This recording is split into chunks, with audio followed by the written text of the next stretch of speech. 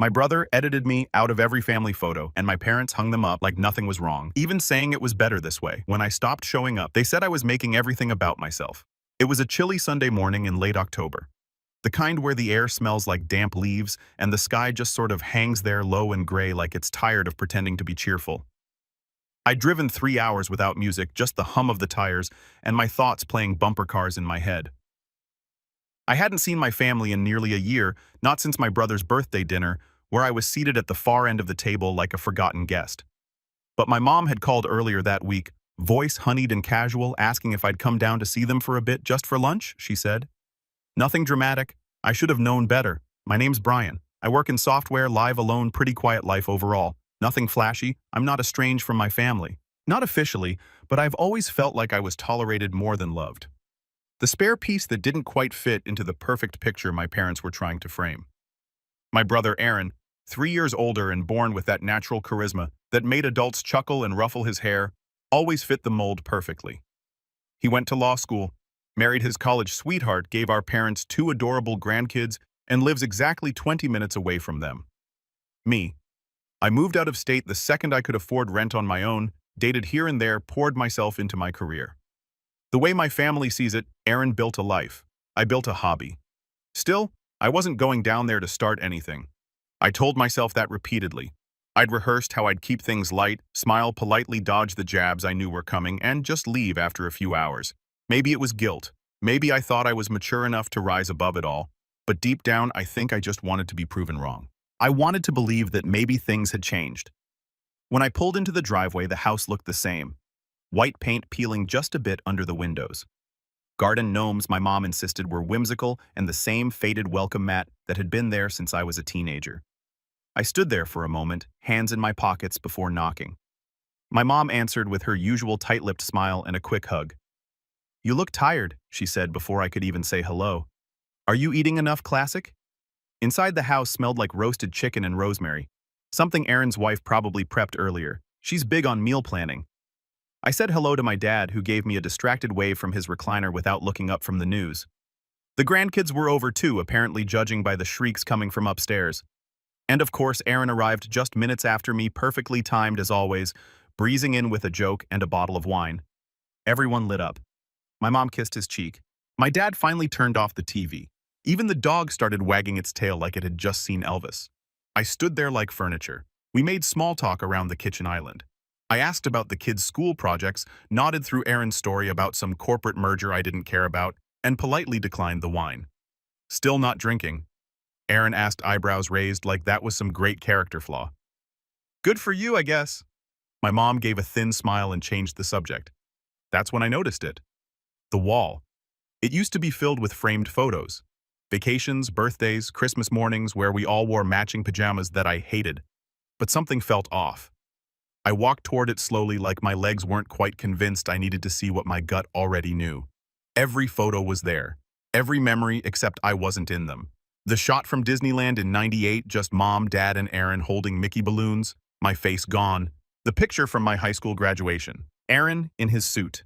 My parents in front of the school sign, but I was missing the Christmas photo from 2011. Aaron in his Santa hat. His arms slung around thin air where I knew I had stood. I leaned in, not just cropped, photoshopped. The edges were too clean, the lighting didn't match. Whoever did it tried to be subtle, but I work in tech.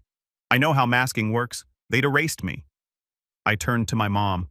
What would happen to the pictures? She didn't even look embarrassed. She just shrugged, reaching into a cabinet for plates like we were talking about weather. "Oh, Aaron cleaned them up a bit," she said. "Made them nicer." I blinked. "Nicer? I'm not in any of them." She paused as if just realizing that. "Well, they looked better this way," she said simply, then walked out to set the table. I stood there for a long time. I don't remember sitting down for lunch. I don't remember what I ate. I remember Aaron talking loudly, my dad laughing, the grandkids screaming, and me sitting there like a ghost in a room where I used to exist. Not a single person mentioned it again. No apology, no explanation, like I was supposed to pretend it didn't matter that I'd been erased from my own family history. I left before dessert. My mom tried to pack me leftovers and seemed mildly offended when I refused. "Don't be so dramatic," she muttered. "You always make everything about you." I didn't say goodbye. I didn't hug anyone. I got in my car and drove straight home. This time with the radio blasting just so I didn't have to hear my own thoughts echoing back at me. They've called a few times since then. Texted too, mostly about upcoming birthdays or holiday plans. When I don't respond, I get the guilt trips. We're all worried about you. You're being selfish. Why are you punishing us? But they're not worried. They're just confused. Why their doormat stopped lying down. I haven't told anyone the full story. Not yet. Not even my closest friends. I've just said that things are complicated with my family. But last night, I got a voicemail from my mom. Her voice tight like she was trying to cry without ruining her mascara. I don't understand what we did wrong, Brian. She said, "You're always so sensitive. Are you really not coming to Thanksgiving? You're tearing this family apart." I listened to it 3 times. Then I opened my laptop because if they want to pretend I never existed, maybe it's time I start pretending they don't either. But not before I do something they'll never forget. I didn't respond to my mom's voicemail. I didn't delete it either. I just let it sit there in my inbox like a loaded gun on a table, untouched but impossible to ignore. For a while I thought maybe I'd forget about it. Maybe the sting of that visit would fade, and I'd just go back to pretending like I always had. But the thing about being erased, literally erased, is that it doesn't fade. Every time I opened a photo app or scrolled past an old memory on social media, I'd think about that wall, that gallery of my own life rewritten without me, like I had been an inconvenience, a smudge. A few weeks passed. I focused on work, buried myself in debugging code and long nights with takeout. I didn't answer texts. I stopped checking the family group chat, which I mostly stayed in out of habit anyway. It wasn't like they ever messaged me directly. Everything was either about Aaron's kids or some plan I was never invited to until the last second, as if I was an afterthought, a courtesy, a checkbox. Then came Thanksgiving. The text started the Monday before. "Mom, we're doing dinner at 3 this year. Aaron's in-laws are coming later. Hope you can make it. Aaron, don't be weird, Brian. Just show up. Mom, again, it would mean a lot to your father." Dad sent thumbs up. No apology, no mention of what happened. Just a casual expectation that I'd fall back into place like nothing had changed, like they hadn't framed an alternate version of my entire childhood on their living room wall. I left them all on read. Thanksgiving morning, I got one more message from my mom. It was a photo. The table was already set. Crystal glasses, gold-trimmed china centerpieces that looked straight out of a Pottery Barn catalog. And there, right in the middle, were personalized name cards and an elegant cursive. One for Aaron, one for his wife, one for each of their kids, one for my parents, even one for Aaron's dog, who apparently was considered family enough to earn a seat at the table. No card for me. I laughed when I saw it. Not because it was funny, but because it was so absurd I didn't know what else to do. That was the moment I realized I wasn't just excluded. I was being edited out in real time, like they were actively crafting a version of this family where I had never existed. I stayed home that day, made spaghetti, and watched old sitcom reruns. Around 5:30 p.m., I got a call from my mom. I let it go to voicemail. She sounded annoyed this time, not emotional. "We waited for you, Brian. Aaron told me not to, but I said we should. Why are you doing this? Why are you punishing us for trying to keep things peaceful?" That word again, punishing. As if I was the one making things difficult, as if they hadn't rewritten my life out of existence and expected me to smile about it over mashed potatoes. That night, I went digging. I opened a folder on my hard drive labeled Old Stuff and started scrolling through pictures from the past 20 years. Real photos, the ones I had saved because they actually meant something to me. There was one of me and Aaron building a treehouse with our dad in the summer of '99. Another of all of us at my college graduation. Me holding my diploma, beaming my mom with tears in her eyes. And there was one I had completely forgotten about, my 10th birthday party. I was in a homemade Batman costume, chocolate frosting smeared across my face. Aaron holding up a sign that said, "Happy birthday, little bro," with way too many exclamation points. I stared at that one for a long time because it meant that at least once, this family had loved me, or at least pretended to. And somewhere along the way, that version of us got lost. I wasn't prepared for what happened next. A week later, I got a text from my cousin Megan. We'd always been close growing up, but drifted apart after she moved out of state. Still, we followed each other on Instagram and occasionally liked each other's stuff. Her message was short. "Megan, hey, are you okay? I saw something weird at Aunt Laura's last night." I called her immediately. Apparently, Aunt Laura had pulled out a few old photo albums while Megan was visiting. Family pictures, holidays, all that. But the thing that caught Megan's eye was that several photos had been altered badly, like she could see where the edges didn't quite match. And more importantly, she remembered me being in them. She remembered the original versions. I swear, Brian, there was this one from that Christmas at Grandma's house when we were teenagers. You and I were standing in front of the tree making goofy faces. I know you were in that photo, but when Aunt Laura showed it to me, you were gone like you'd never been there. My blood went cold. Did you ask her about it? Yeah, Megan said, hesitant. She just kind of brushed it off, said she didn't remember you being there, which is insane because you were literally the one taking most of the photos that year. I couldn't breathe. It wasn't just the pictures on my parents' wall. It wasn't just their house. It was spreading. I think they've been giving people the edited versions, Megan said quietly, sending them out, replacing them. I hung up and immediately called another cousin, Tom, who lived nearby and had always been neutral in the family drama. I asked him if he had any old photos saved from back in the day. He did. I asked him to send me the ones from my 21st birthday party. It had been at my parents' house back when things were still normal-ish. I remembered us all taking a big family photo in the backyard under those tacky solar lights my mom loved. He sent it. I opened the image. I wasn't in it. Not just cropped, not just blocked by someone else. I had been removed cleanly, seamlessly, like I'd never been there. I wanted to throw my laptop across the room. What kind of person does this? What kind of family? It wasn't until 2 nights later, after a long and restless scroll through every tagged Facebook photo from the last decade, that I realized how deep it went. My mom had been quietly untagging me from group pictures. My brother had posted a throwback Thursday collage from our childhood. Every single photo was one I remembered, but in every one I had been replaced or removed. It wasn't just eraser, it was replacement. Aaron's kids had been photoshopped into pictures from years before they were even born. A photo of a camping trip from 2007 now showed one of his daughters holding a sparkler, despite the fact that she hadn't even existed back then. In one image, my arm was still visible around someone's shoulders, but the face was blurred, replaced with a mismatched pixelated version of Aaron's youngest. I started to feel nauseous. This wasn't just my family being cold, this was calculated, intentional. They weren't just pretending I didn't matter. They were actively rewriting history to pretend I never existed. The final straw came 3 days later. I got a wedding invitation in the mail. Cream cardstock, elegant calligraphy. It was from Aaron and his wife. They were renewing their vows for their 10-year anniversary. Of course, what caught my eye wasn't the invite itself. It was the photo they used. A full-color print of Aaron and his wife on their wedding day standing under an arch of white roses. Only that wasn't the original photo because I had been Aaron's best man. I had stood next to him that day, hand on his shoulder, smiling like an idiot. And in this photo, the man standing next to him was their oldest son, who had been 2 years old at the time. They'd photoshopped me out again this time, replacing me with someone who literally wasn't even old enough to walk down the aisle.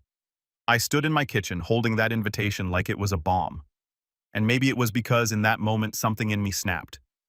The part of me that had tried to keep the peace, that had swallowed every slight, that had told myself, maybe they didn't mean it that way, or it's not worth the fight. That part of me died. Of me, they wanted me gone. They wanted to pretend I never existed. Fine. But I wasn't going quietly. I started planning something that night. Something they wouldn't see coming. Something they couldn't Photoshop their way out of. And when I was done, they were going to wish they'd just left the pictures alone. I didn't sleep the night I got that wedding invite. I just sat at my kitchen table, the card still propped against the coffee mug I never touched, staring at that photo like it might blink or speak or offer me some kind of explanation. I wasn't just erased from the picture, I was replaced, literally overwritten by a kid who hadn't even been in preschool when the photo was taken.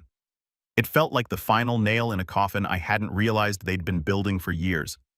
I'd spent most of my adult life excusing my family's behavior, downplaying it, telling myself I was just sensitive, or maybe not trying hard enough to connect, or maybe too different to really fit in. Aaron was the golden child.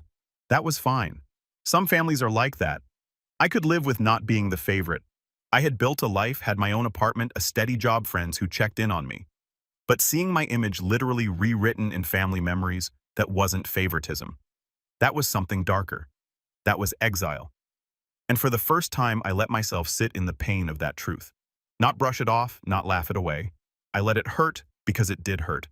The next few weeks were a blur. I barely got out of bed. I'd wake up late, work from home in sweatpants, barely touch food. My sleep was broken and shallow. And when I wasn't working, I was scrolling through old photos like I was trying to prove to myself I'd actually existed. I felt hollow like a character in someone else's story who had just realized he was being written out of the plot.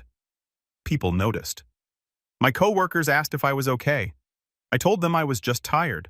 My closest friend Kevin came over one Friday night and found me half asleep on the couch, surrounded by printouts of old photos like a deranged detective trying to solve his own disappearance. "What's going on, man?" he asked, nudging a stack of photos with his foot. "Did someone die?" "Yeah," I muttered voice. "Me." Kevin raised an eyebrow but didn't laugh. He sat down across from me and listened. Really listened. I told him everything. The photoshopped childhood, the photos on the wall, the family events where I was never invited or tagged or named. I told him about the wedding invitation, the replacement, the way no one ever apologized or acknowledged it, how they always made it my fault for pulling away. When I finished, Kevin was quiet for a long time.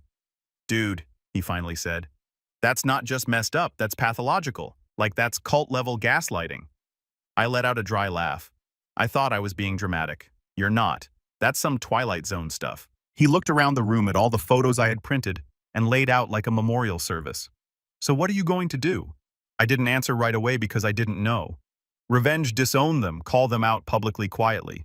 I was still too tangled in the grief to think straight. But I knew one thing for certain. I wasn't going to let them define me anymore. That night after Kevin left, I opened a blank document on my laptop and started typing. Not a letter to them, not a plan for revenge, just my story from the beginning. I wrote about what it was like growing up invisible. About the little slides that I used to tell myself didn't matter. About the birthday they forgot, the graduation dinner they skipped, the times they joked about me being the weird one. I wrote about the photos, the edits, the silence, and I kept writing every night until my fingers ached and my mind emptied. It was the first thing that made me feel like me again, like I was taking my identity back, sentence by sentence. In the following weeks, I started reclaiming other parts of my life too. I cleaned my apartment top to bottom. I got a haircut, bought a new desk, rearranged the furniture. I deleted the family group chat from my phone, blocked my mom and Aaron on social media. Not out of spite, out of necessity. I needed space to breathe. I also started therapy. It had been a long time coming. I'd always made excuses too expensive, too time-consuming. Not for me. But the truth was I was scared to sit with the things I'd buried. Scared to hear that maybe I had done something to deserve the way I was treated. But my therapist, a quiet, observant woman named Michelle, didn't let me go there. "You don't need to earn basic dignity," she said in one of our first sessions. "You don't have to perform to be worthy of love."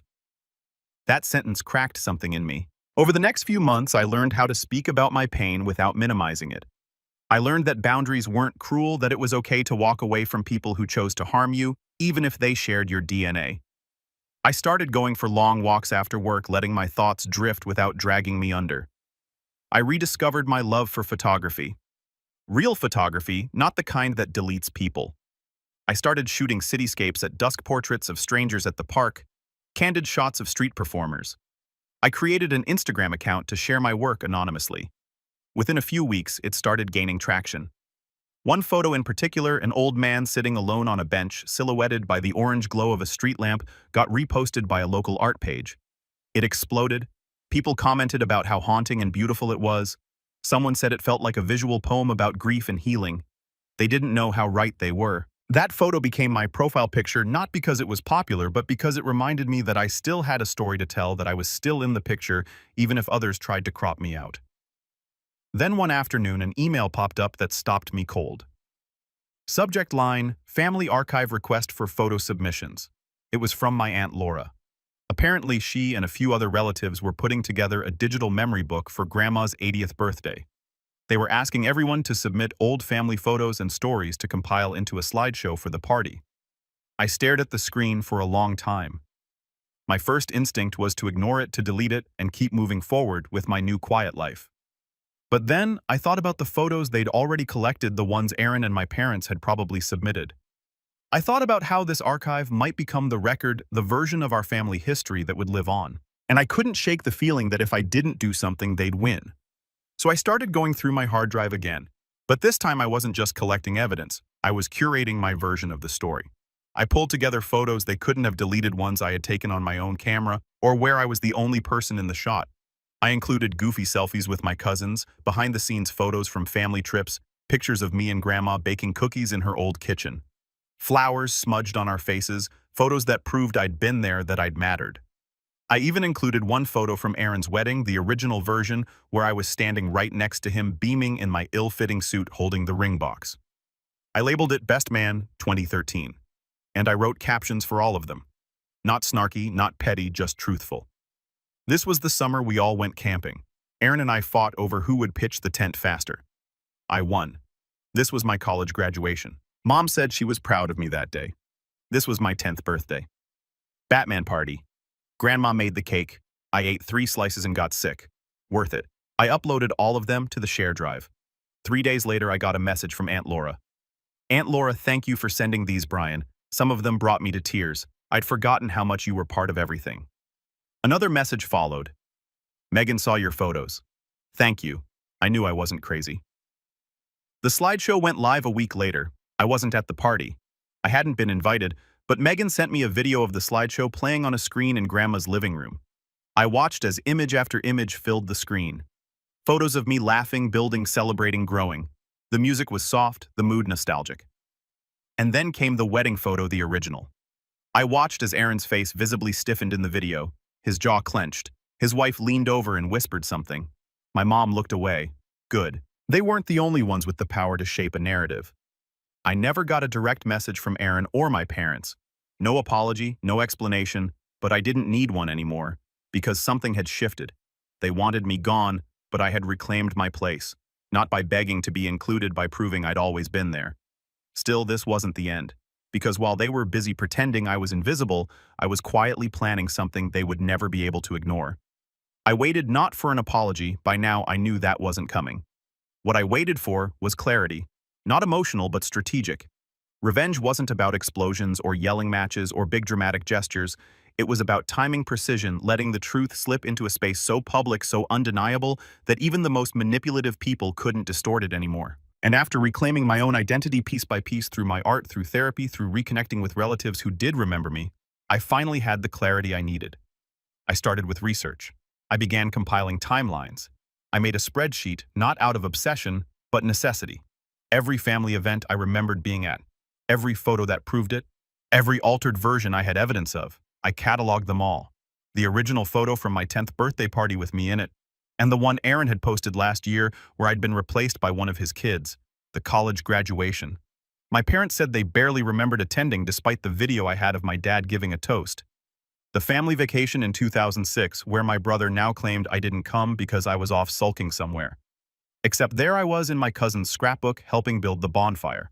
And most importantly, I kept track of who had shared or reshared the edited versions. Aunt Laura, Uncle Rick, my mother Erin. All of them had either reposted altered images or participated in this narrative rewrite. But I also tracked the ones who hadn't. My cousin Megan, for one, she'd become an unexpected lifeline, texting me regularly with updates, screenshots, things she overheard. She had screenshots of the family group chat where my mom would talk about me in third person like I wasn't even in the room. It's best we don't invite Brian this year. He always makes things uncomfortable. Aaron's worried about the energy Brian brings. We're trying to keep things light. Let's not include him in the memory book photos. Okay? We wanted to be positive. Positive. That word again. It burned. Megan also found something else. Apparently, Aaron had started telling people I distanced myself from the family after a nervous breakdown. Not because of their treatment, not because I was being actively erased from every corner of our shared history, but because I was emotionally unstable. That was the push I needed. So I reached out to the last person I ever thought I'd call again, Grandma. She was 80 now, sharp as ever, but quiet. She'd always been diplomatic in family matters, the type to mediate instead of take sides. But she was also sentimental. She kept boxes and boxes of photos, real ones, untouched, unfiltered photos my parents probably hadn't touched yet. I called her and asked if I could come visit. She sounded surprised, but warm. I'd love that, she said. It's been too long. I drove the next weekend. She lived in a small town just a few hours away. And when I got there, she greeted me with a frail hug and watery eyes. You look just like your grandfather, she said, touching my cheek.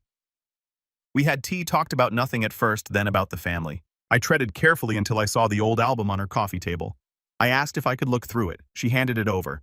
There I was, page after page, smiling, awkward teenage me holding sparklers, helping in the garden. Even Aaron and I arm in arm at his engagement party. There was no denying it. I'd been there. I'd mattered. And now I had the proof. Undisputable, tangible. Grandma, I said softly, do you know that some of these photos are different online? She blinked. What do you mean? I showed her my phone. Side-by-side comparisons, original versus edited, the cropped birthday photos, the wedding picture, my literal deletion. Her hands shook a little as she held the phone. They did this, she asked. Yeah, I said. They did. She looked at me for a long time. Then she said something I didn't expect. You should tell people. I paused. You think so? I know, so she said. It's time someone did. So, I began. First, I secured digital copies of Grandma's photos. She even helped me scan some of them.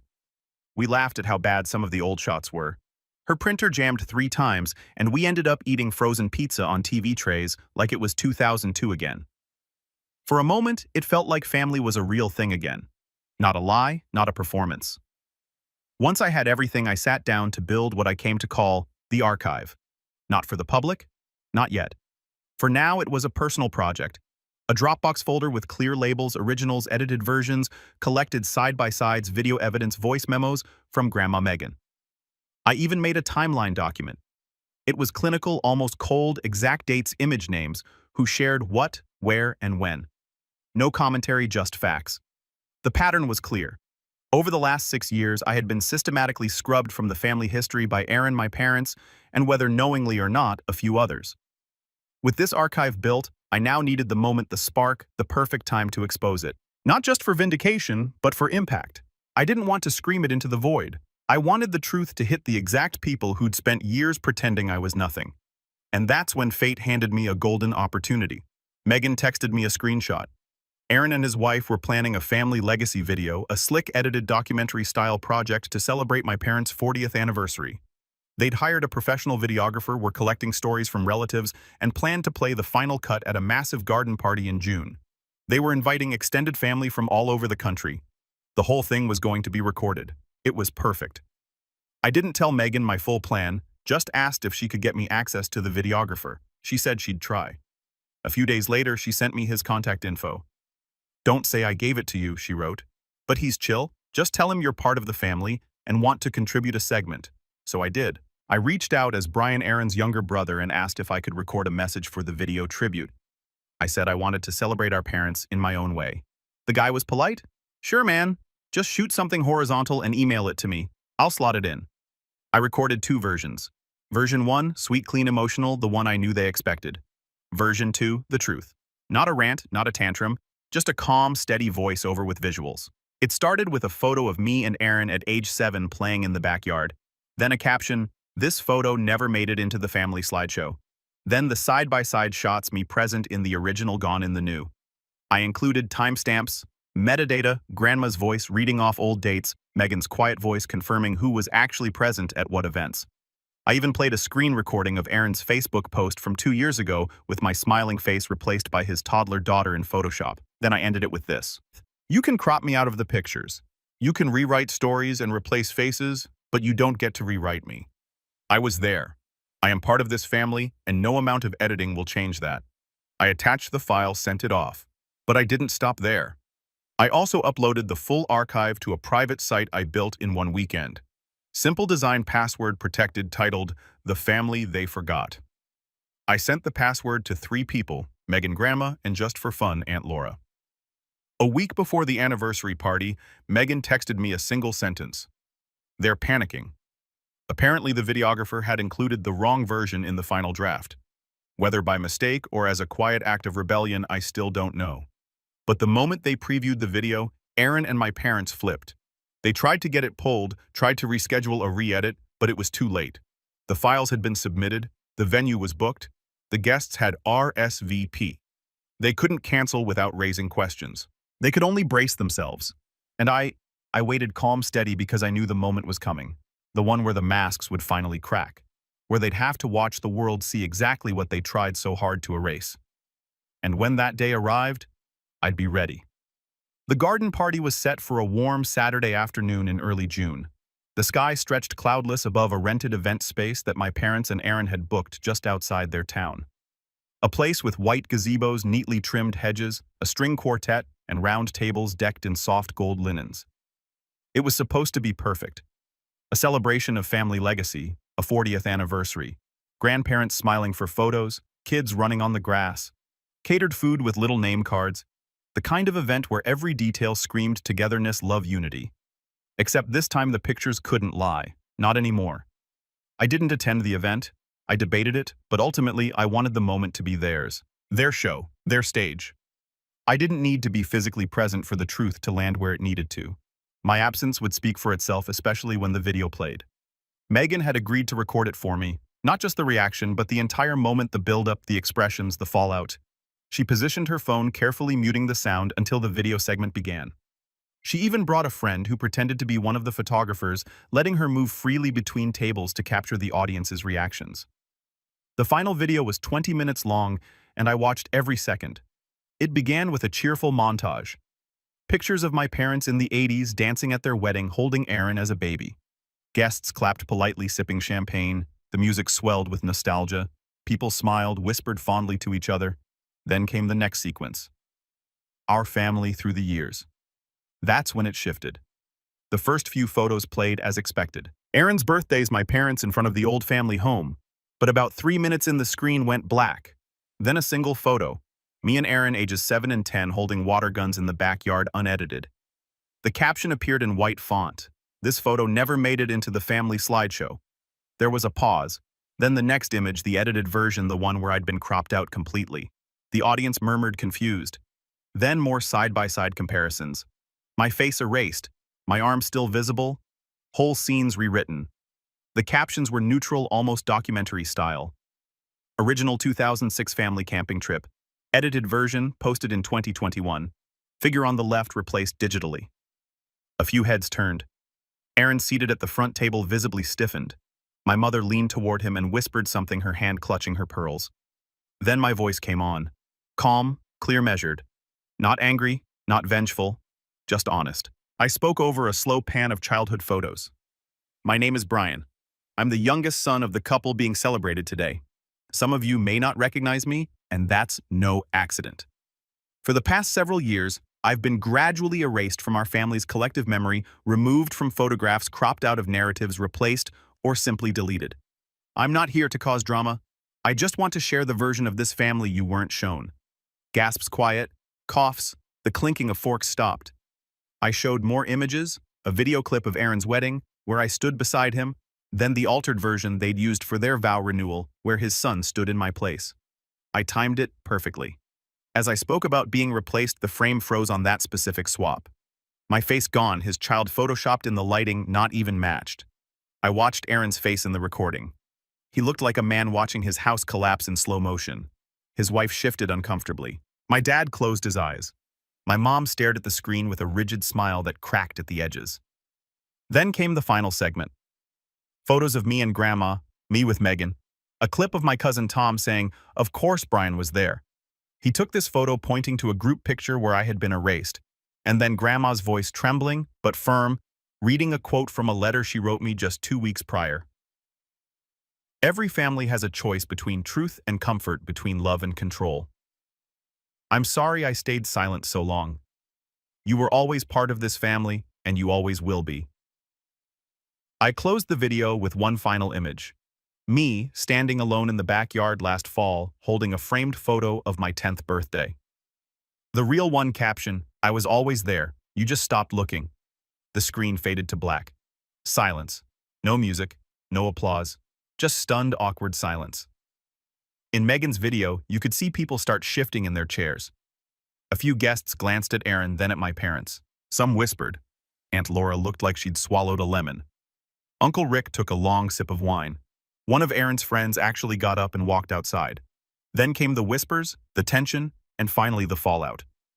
I found out later that the rest of the party went off script. The planned speeches were cut. My dad sat quietly for the remainder, barely speaking. My mom tried to laugh it off, tried to joke that Brian's always been theatrical, but people weren't buying it. Megan told me that 3 different relatives approached her privately to ask if the photos were real. She showed them the site, the side-by-sides, the dates. They couldn't deny it. The truth was out. But I wasn't done. The next morning, I updated the private archive to be public. I added a disclaimer at the top. This is not about shaming. This is about remembering what's true. Then I sent the link to every guest who had attended the party politely, just so they could see the full story for themselves. I didn't call anyone out by name. I didn't need to. Within 48 hours, Aaron deactivated his Facebook. 3 days later, I got a text from an unfamiliar number. Aaron, you win. Hope you're happy. I didn't respond because it wasn't about winning. It was about being seen. Megan told me that my parents are taking a break from social events. Apparently, a few longtime family friends pulled away. Quietly, my mom stopped posting family photos altogether. My dad hasn't spoken to Grandma since the party. She's fine with that. I think I finally stood for something, she said to me on a call. Feels good, actually. As for me, I moved cities, got a new job in a bigger firm, one that respects balance and leaves room for passion projects. My photography took off too. After the story of my edited childhood went mildly viral on a local blog, people started asking about my work. I even booked a small solo gallery show. The theme, the ones who stayed in frame. I'm still in touch with Megan Grandma too. Occasionally a cousin reaches out and thanks me for saying what they were too afraid to, but mostly, I'm just living, breathing easier, and I've started taking family photos again.